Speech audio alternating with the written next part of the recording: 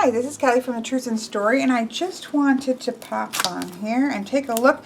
While we did the 12-hour live chat, somebody, I don't know who, brought this deck up. So whoever you are, if you watch this, please feel free to tell me who you are. It came up, and I thought, oh, okay, well, I'll take a look at it because we were looking at different decks. And so I took a look at Amazon, and it was $6.46 or something like that. It was $6 and change. And I'm like, well, for $6, that's the price of a McDonald's. I'll just grab it and see what it's all about. I do really like John Matthews decks, sometimes even just for the books. I don't particularly like the way that I've seen some of the images. I don't particularly like the heavy bordering and things like that, but the book sounded quite interesting itself. So this is based off of well, let's look at the back of it before I open it. So it has a nice box here, not a super thick one, but it has a nice box that you can just kind of slide on your shelf. Michael de Nostradamus, or Nostradamus as we know him, 16th century French apothecary and seer, is best known worldwide for his visionary insights and collections of prophetic writings. First published in 1555, the Prophecies has rarely been out of print since his death and has attracted a following that credits him with predicting many major world events, including the rise of Hitler, the assassination of Kennedy, 9/11, and most recently the Japanese earthquake and tsunami. Less known is that in 1994, the Italian National Library in Rome, a manuscript believed to be by Michael de Nostradamus, was discovered along with 80 mysterious paintings drawing heavily on the symbolism of the tarot. With great excitement, John Matthews and Will Kingham realized the implications of this work, and after much research, now bring it to fruition as the Lost Tarot of Nostradamus. With fresh translations of the original quatrains by Caitlin Matthews, the astounding power of the prophecies is married to the predictive imagery of the tarot for the first time. This, without question, is the ultimate oracle from the primary prognosticator and probably one of the most important decks of our age. That's probably a little bit stretching it, but you know, they're trying to sell some decks, right? So it comes with a nice box. Again, not as thick as, say, like a Blue Angel box, but it's a nice sturdy box. Love this, loves tarot decks like this. It comes with this book that is, let's see, looks like some neat spreads there in the end. I always love, John Matthews always has great further reading sections if it's something interest. His research, I think, is just fantastic of what he does. About 157 pages. Look at these spreads. The Quatrain Oracle. The Alchemist spread with examples. The Wheel of Centuries spread. Oh, I like this. When, how, what, why, who, ifs, which, and where. I like this. That's pretty cool. I like those questions, right? That's neat. The Alpha and Omega spread. Ooh, look at that significator. What are you caring about this issue? What enables your first step? What enables its development? What enables its achievement? What challenges your first step? What challenges its development? And what challenges its achievement?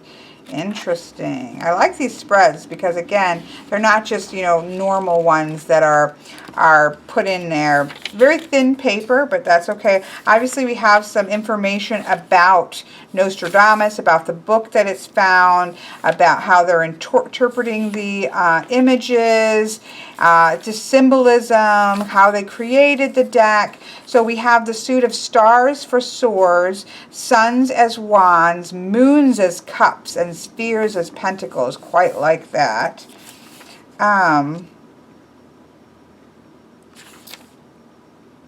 Tarot and Prophecies, translating the quatrains, and so on. And then it goes into metal is gold. The major arcana metal is connected with gold. And it has the original couplet here and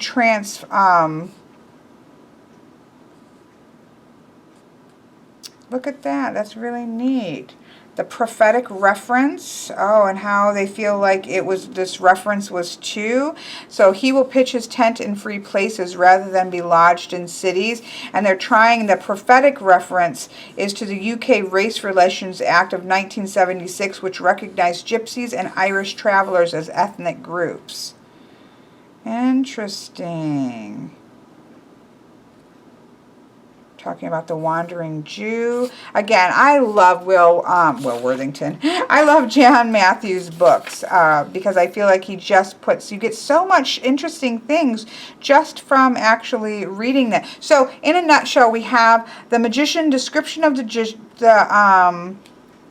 the magician, both what we see as well as kind of how we see traditionally the magician. We have an interpretation. We have upright and reversed visions or keywords. We have the couplet from the original quatrains by Nostradamus. And then we have a reference of what we think that those prophecies related to or what they believe it to be, right?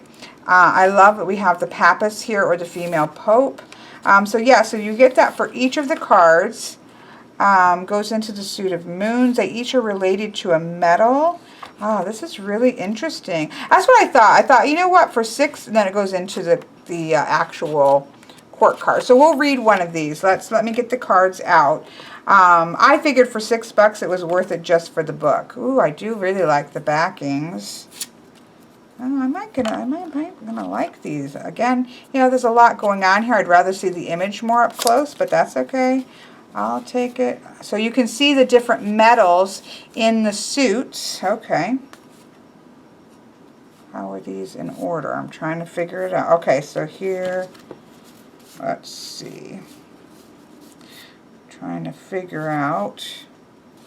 These must be the major arcanas.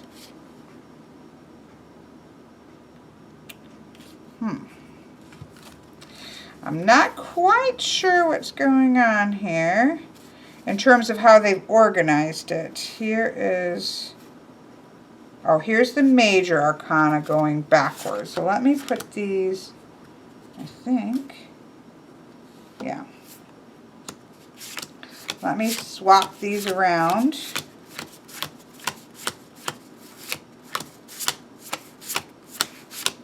Okay, so here's the major arcana. And so as we saw, so the major arcana, this is going to be a kind of a sloppy one, but I'm kind of working this out as we go, right? So let's go to this here. So the major arcana is connected with gold. Here we can see the symbol for gold here. Gold is associated with the sun. In alchemy, because Nostradamus was an alchemist, in alchemy it is a state of near perfection. The rubedo, when the matter itself begins to transmute. In tarot terms, it represents the most powerful influences in the reading, the major arcana, which draw the minor cards to themselves and cause changes to occur in the meanings of adjacent cards. So look at these. Okay, so we can see we have these big like door frames over each of them. That's quite gorgeous. And these are the images of Nostradamus. Now, these are not the exact images. Let's find that while we're working this out together. Because from what I understand, here we go. Surveying the material wasn't easy, as picture references for the pages of manuscripts are surprisingly hard to find, and they hadn't approached the library yet. We were able to assign images to all the major arcana cards without difficulty. This convinced us that we would indeed be able to recreate the lost tarot of Nostradamus. Of course, it's apparent that from the point of view of a functioning tarot, the manuscript is an unfinished work. While many of the familiar images are there in striking detail, others are not, especially in the case of the minor arcana.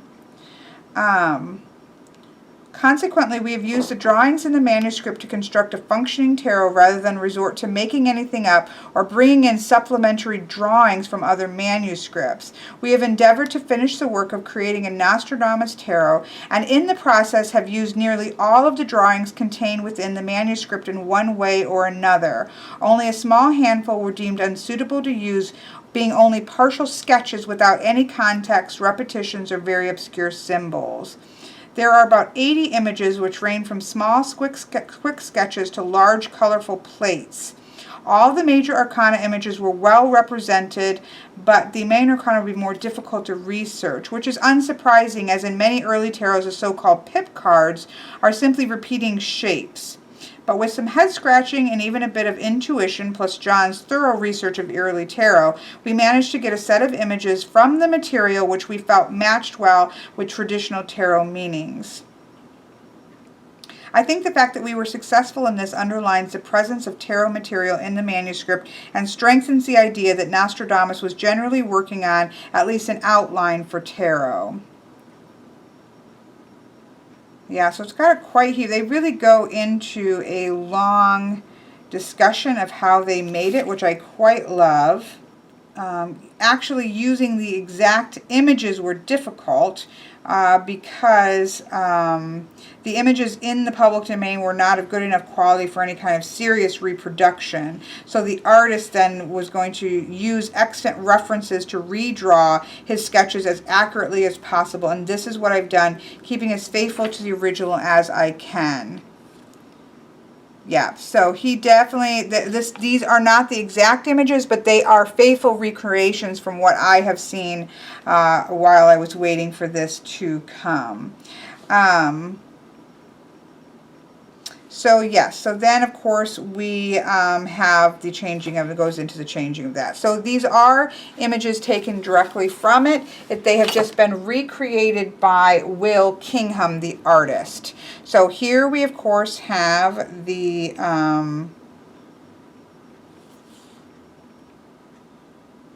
completed world. This would be the major arcana. So then let's see what we have. So now we're going to go, looks like backward. I'm going to try to set these up here. So we have the master. So what would these be? The master, the prophet, the initiate, the neophyte. So they're going 1 through 14 in the minors. He's going 1 through 14. Look at that. How gorgeous is that? Again, I could have done without these heavy borders, but they're still really beautiful images. I love the phases of the moons in this. So this must be the moon. Okay, let's go put these in order. So this has to do with the moon, which means this is a suit of moons, which would be cups. I love that. I love having a suit of moons. That's really cool. Okay, so here's another. Alchemist, the astronomer, the astrologer, the apprentice. 10, 9, 8, 7, 6, 5, 4, 3, 2, 1. So this, I'm guessing, is the suit of, it doesn't seem like that wouldn't be suns. What suit would this be? This is the moons.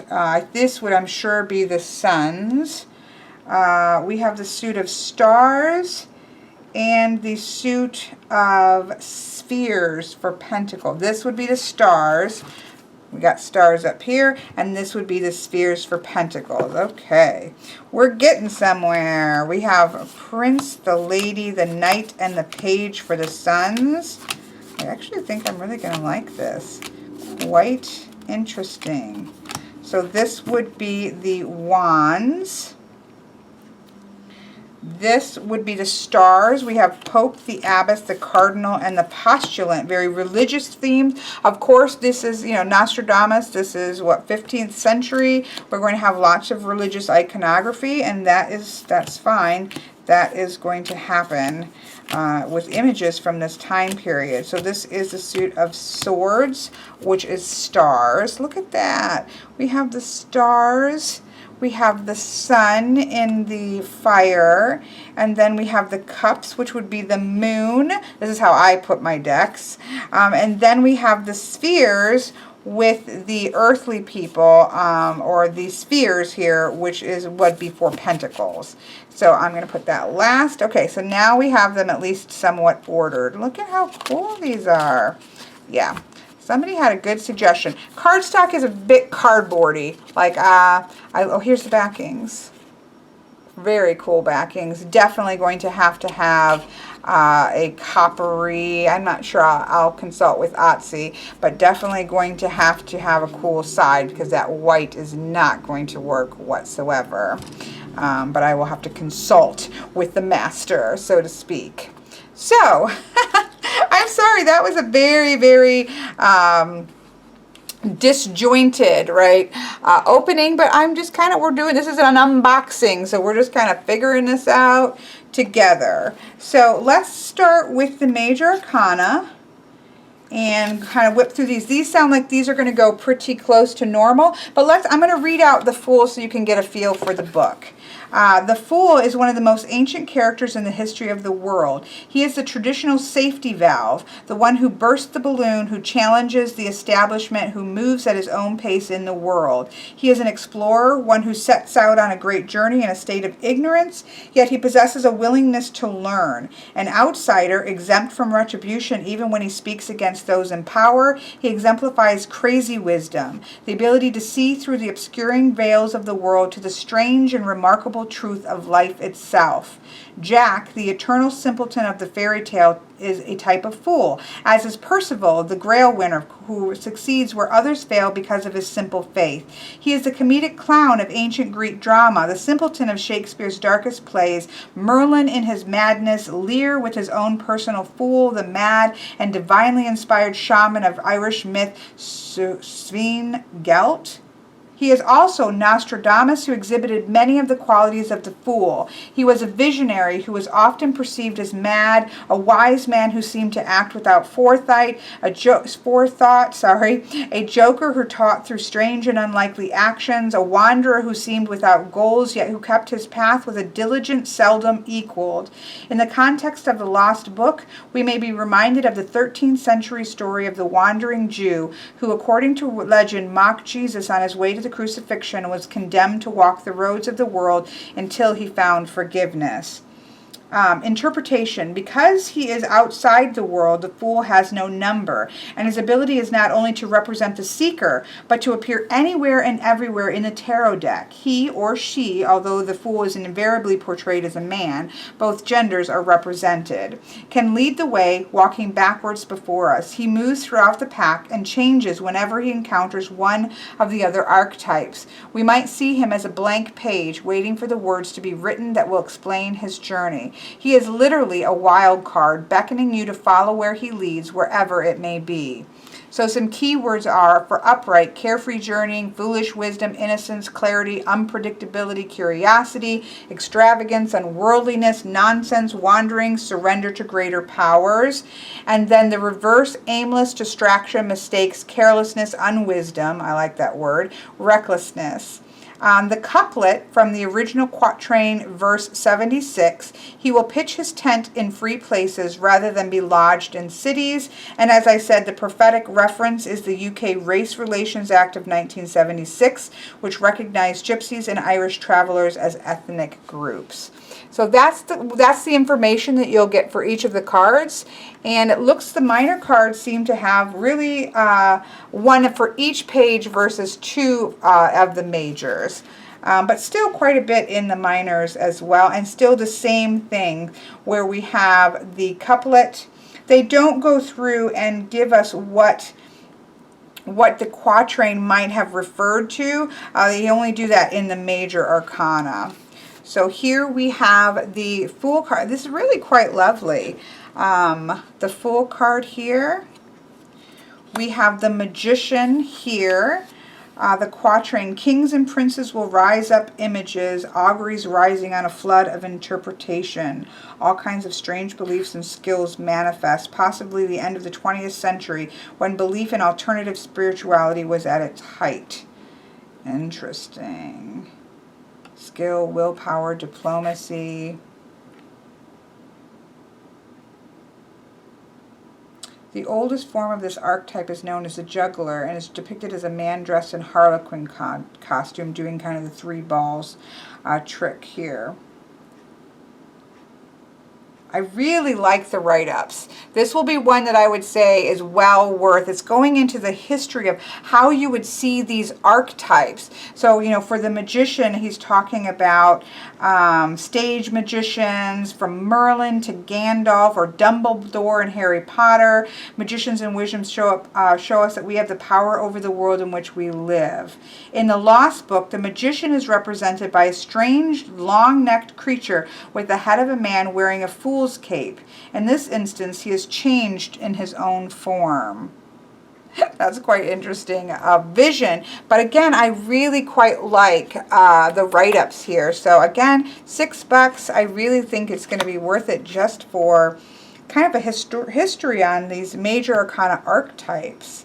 I love that we have a Papist here in number 2 versus the High Priestess. Again, this is a very historical, these images are historical. And so we are going to see lots of Christian iconography, and, you know, that's fine. I quite love that the female Pope is one of the most enigmatic figures in the tarot. She has been at various times identified with the Egyptian goddess Isis, a nun related to the Visconti family, and the Roman Sibyl.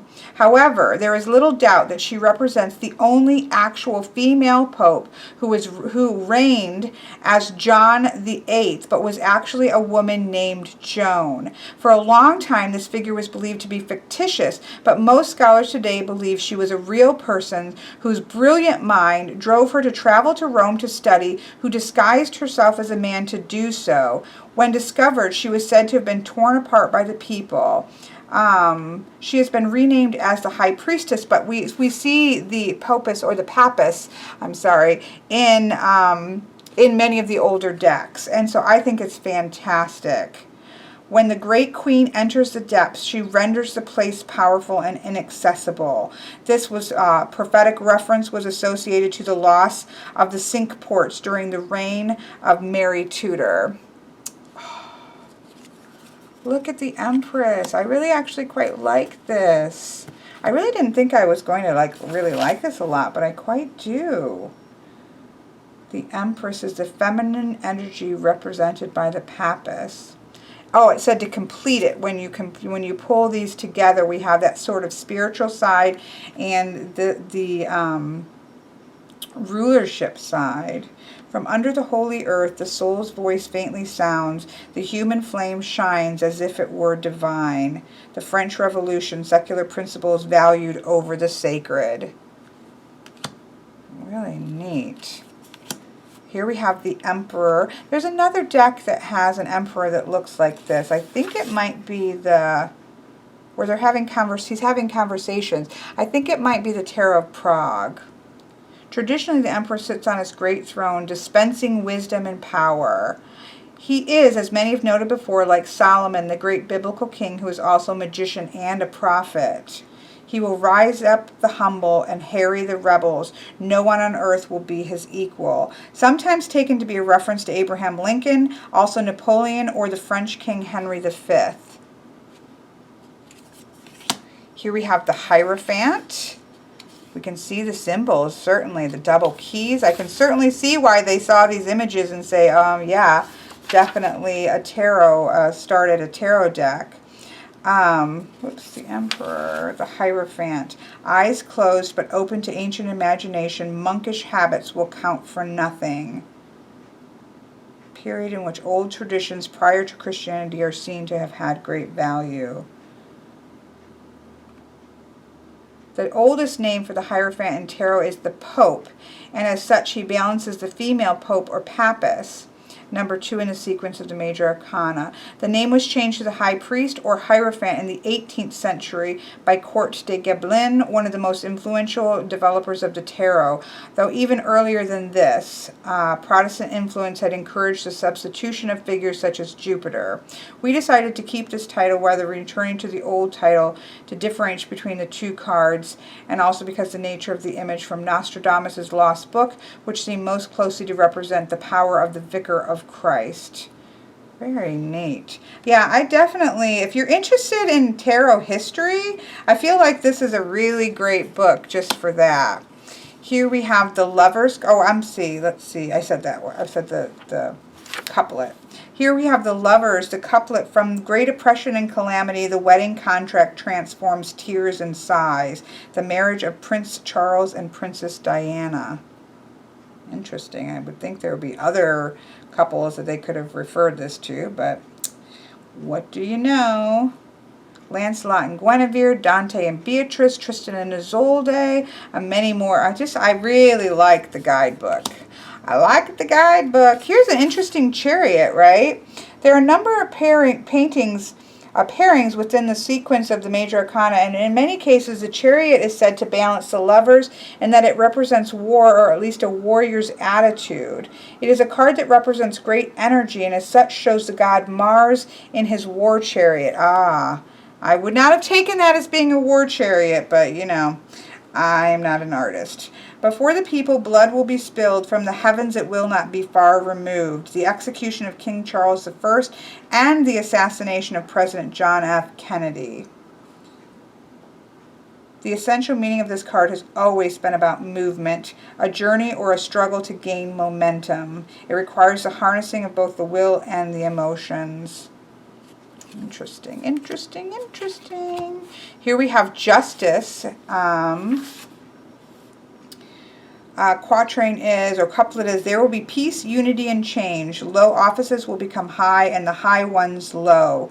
The establishment of a new world order in the 23rd century. So this is yet to come. Yet to come. Though justice wears no blindfold and sees into the depths of our heart. A monk who stands in a rural setting holding a sickle in one hand and a flower in another. The symbolism is clear enough. Justice is meted out impartially according to the life lived. The flower may be cut down at any time. Interesting. Here we have the Hermit. Oh, I like this Hermit. I'm sorry, I know I'm going to have to speed it up here. The Hermit couplet is, 2 revolutions made by the evil sickle wielder Saturn changes both kingdoms and their dispensation. The French and Russian revolutions. I really love medieval type Wheels of Fortune. I quite like this one. When 2 unicorns are seen, one will be raised up, the other will bow low. A future change in the balance of power for the 2 unicorns, the United States and Great Britain. So this is being associated to something in the future. Here we have a gorgeous Fortitude with the bull here. The female bastard to so high a place ascends. The late return will make the sad ones glad. The ascension of Queen Elizabeth I. Here we have the Hanged Man. This is interesting. The Hanged Man. There have been many interpretations of the Hanged Man. For some, he is Judas Iscariot, who betrays Jesus for 30 pieces of silver. The fact that in some tarots the character is portrayed as holding a bag of what appears to be coins supports this. But we should remember that Judas hung himself by the neck. A more historical figure is one Muzio Attendalo Sforza, who having been raised to a prominent position by the Pope, subsequently turned against him. The Pope ordered paintings of Attendo to be made showing him hanged exactly as the card imagery, which were to be hung outside every gate in Rome to shame him. Interesting. But there is no indication that the Hanged Man is dead, merely suspended between heaven and earth. Very interesting.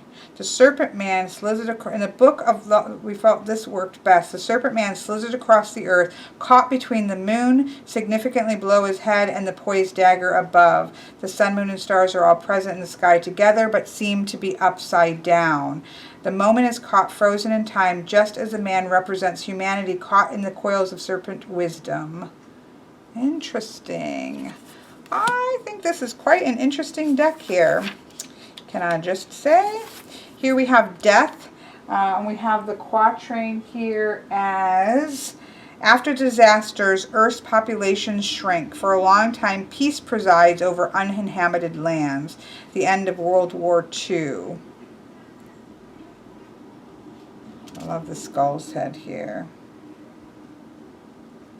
Skull sits on a mound of earth, perhaps Golgotha, the mountain of the skull in which Christ was crucified.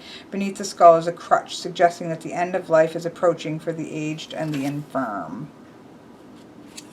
Here we have Temperance. The day after her greeting, she will be entreated. The reckoning will be right and just. The execution of Mary, Queen of Scots. A stern papal figure watching a group of gamblers burning their dice or gaming boards, or possibly striking fire from the tip of his staff. At the time, the church condemned gambling as pernicious vice, reminding people of the soldiers who gambled for the clothing of Jesus at the crucifixion. Temperance thus represents the balanced view that life is capable of renewal in even the darkest circumstances. Huh.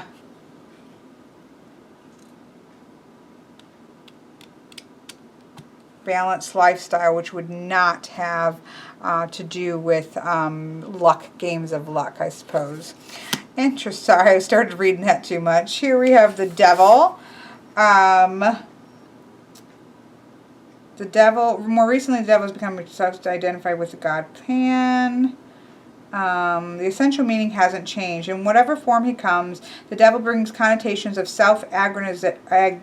That's an interesting word. I'm going to have to look that up. Aggrandizement, or in terms of magic, as black magician who's able to raise power for himself.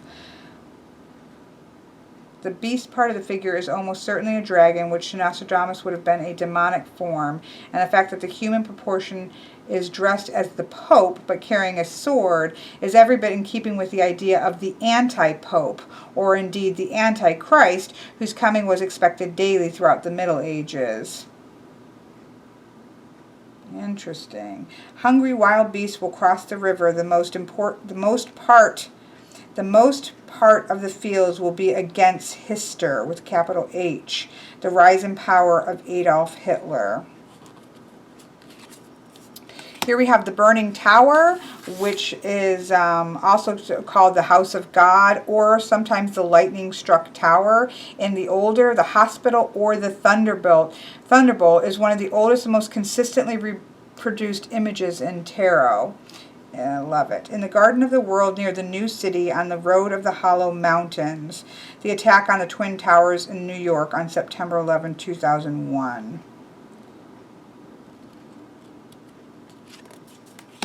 Here we have the Star card. Two masters will join in one yoke. Their great strength will be enhanced. The U.S.-Russian alliance in the 23rd century. Still to come. Still to come. I know I have to speed it up. Here we have the moon. For the moon is so led by this angel, influences the heavens as it draws near. A great change in human destiny in the 21st century. Definitely not great cardstock. Very cardboardy. I think this is going to shuffle. Not great. Here we have the Sun card. It has a face, but I actually quite like this. The quatrain, Mercury will be put out to graze by Vulcan. The sun will be clear, sparkling, and fair. Philosophy rules over science in a future time. Here we have the Judgment card. Scythes will come to expose the land. Monumental urns will be opened. The French Revolution. Makes sense. And then we have the Completed World. When the sun reaches its zenith, then will my deep prophecies be accomplished. The end of time, when the prophet's work is completely done.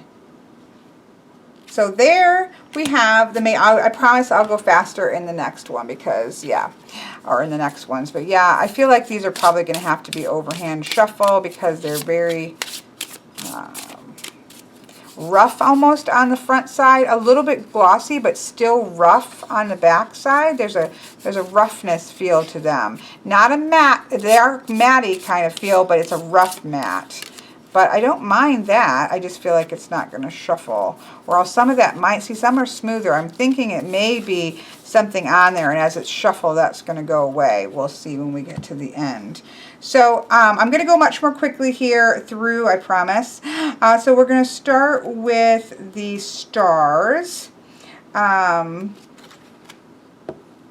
So the stars, the other one represented metal was gold. This metal is represented by mercury. In alchemy, this is a substance to be worked on. In the context of tarot, this means the question to be refined until it is clear and the answer is recognizable.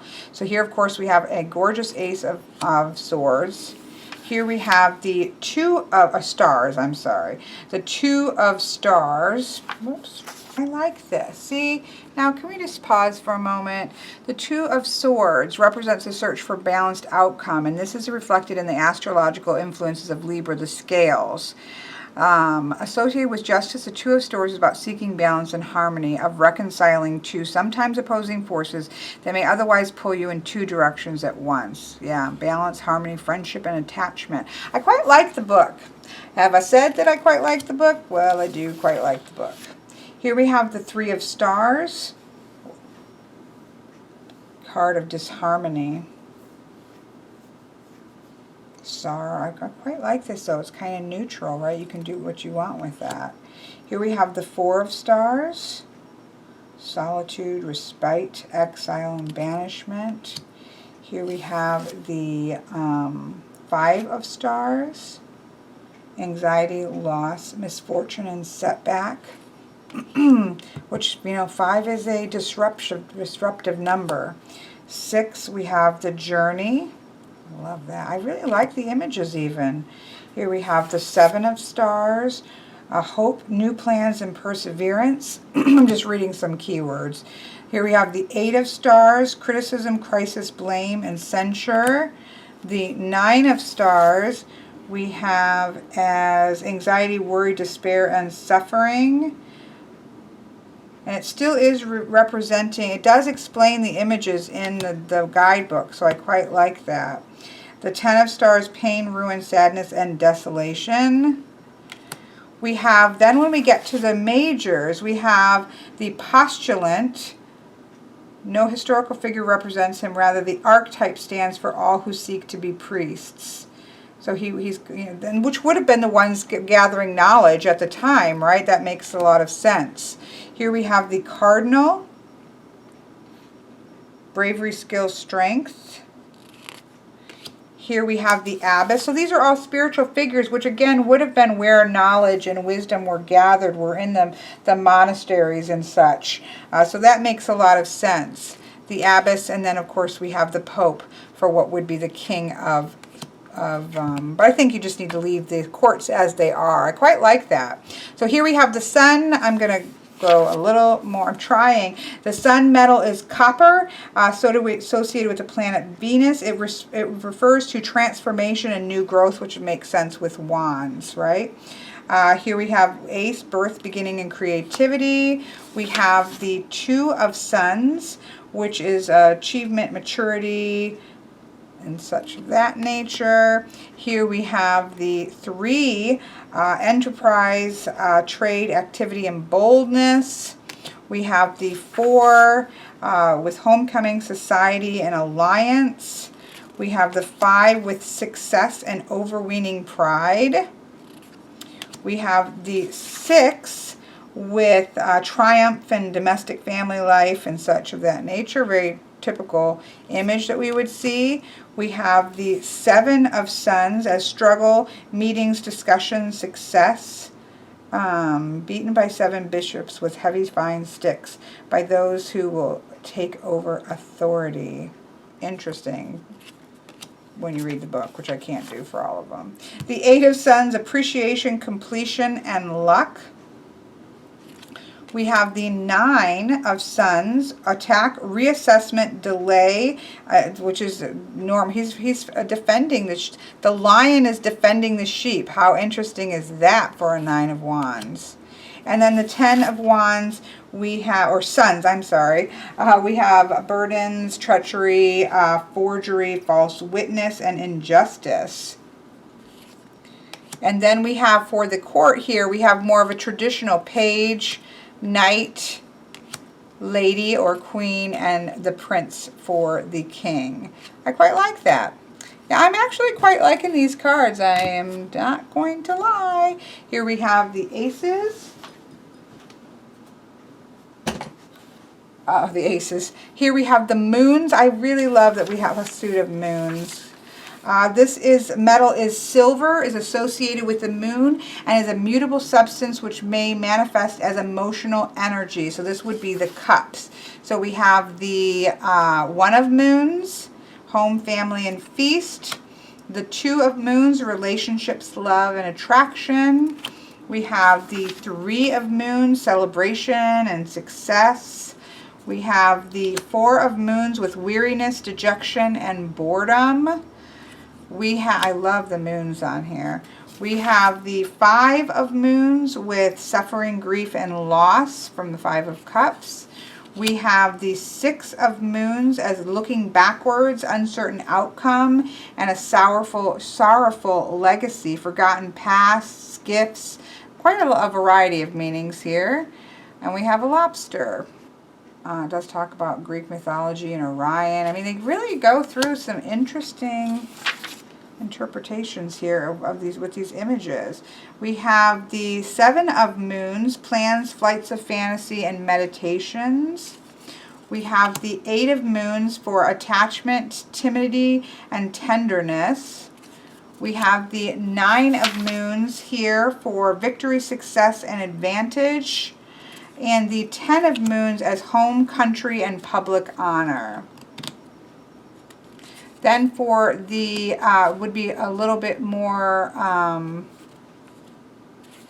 initiate, prophet, yeah, more that, high priestessy feel. We have the neophyte, which would be, a beginning, like if you go to like the houses of the goddesses in Rome and Athens, that type of thing. The initiate, the prophetess, and the master. And then lastly, we have the spheres, which would be for Earth. And the metal here is lead, associated with Saturn. In alchemy, it represents the beginning of the state of blackness, when matter is in the state of putrefaction and dissolution. In tarot terms, this is the point at which the question is sifted for deeper meanings and unnecessary distraction. Definitely a different system. I think reading through this alchemy, the alchemy basically of alchemy, as well as how that relates to tarot, it kind of goes on a journey with the suits on how you, what you are going to do with the questions, that I think is quite interesting and follows a process of alchemy regarding the question that is asked. So that's, I think, really significant and something to really pay attention to when reading it. So here we have the one of spheres, contentment and happiness and prosperity. We have the two of spheres, which we have as blockages and obstacles and confusions. We have the three as power, importance, and distinction. We have the four of spheres as kindness, generosity, and gifts. We have the five of spheres as the struggle to survive. We have the six of spheres as the present or sudden events, gifts, current prosperity. Kind of handing out knowledge, almost looks like. The seven of spheres, reward for good work, money, wealth, profit. We have the eight of spheres as practicality, legacy, and purposefulness, apprenticeship. We have the nine as achievement, consequence, and maturity. And then we have the 10 of spheres as home, family, ancestry, records, kind of a record keeping. We have the apprentice, makes sense with what we've been seeing, the astrologer, the astronomer, and then ultimately the alchemist, which would definitely be associated with earth and all of the metals. So there we have all of the cards. I quite find this to be interesting. Would I ever probably use this for clients? Probably not, but I do think that it's quite fascinating. Let's zoom back out. And especially, I'm going to have to write it out so that I can kind of follow. But if we follow this process that they seem to be going through, because as we saw in the major, so in tarot it says it represents the most powerful influences in the readings which draw the minor cards to themselves and cause changes. So that's what the majors do. When we get to the suit of stars or air, we have the question needs to be refined until it's clear. So we have a refining process going with the stars. With the moons, whoops, I skipped one. With the sun, we have the question where the purification and refinement of both the question and the questioner needs to go through in order to find the right answer. We have then the moons, where in tarot, the point in the reading where all insubstantial and unnecessary aspects have been purged, leaving behind the essence of the question in which the answers may be found. And then lastly, the suit of alchemy, basically, which is where, in tarot term, the question is sifted for deeper meanings and unnecessary distractions. Interesting. Quite a lot to be of interest here. Working with the Lost Tarot talks about reading with intuition and all that kind of thing. Has a quatrain oracle, which is just 2 cards. The Alchemist spread, which that to me is quite interesting. Let's try this one. But let's see how it shuffles. Okay, back it up here. It's quite thick because the cards are thick. Oh yeah, definitely not an easy one to shuffle. It kind of feels like the new Llewellyn cardstock, maybe even a little thicker. Like that literally hurt my hand to try to bend it. If you're gonna rifle shuffle, which you're just gonna kind of have to drop shuffle, so to speak. You're not gonna be able to bend. So, I mean, it does that quite well. It drop shuffles actually really lovely. I think if you can see a little bit, it actually does drop shuffle. I don't know what you call that, but you can't bend it. You just have to kind of let it drop down and intermingle that way, but it does it nicely. Don't try to bend it because, and it's kind of chunky and overhanding, but I think it's because of this coating that probably will loosen up. I've had other decks like the new Llewellyn cardstock that after using it, the chunks start to break up. So I think that it's just a matter of working with it, but definitely not, a great cardstock. But I think even brand new, this deck was like in the $15 price range. Like it's not, you get what you pay for, right? And I paid $6 for it, so I'm not going to have complain all that much. But let's just see what this looks like. Obviously, I'm not going to go into too much because it would take forever. So I'm just going to split the deck here and lay the cards out. We have the 5 positions represent the stages in the process of changing base metal, the individual, into spiritual gold. That's kind of interesting, isn't it?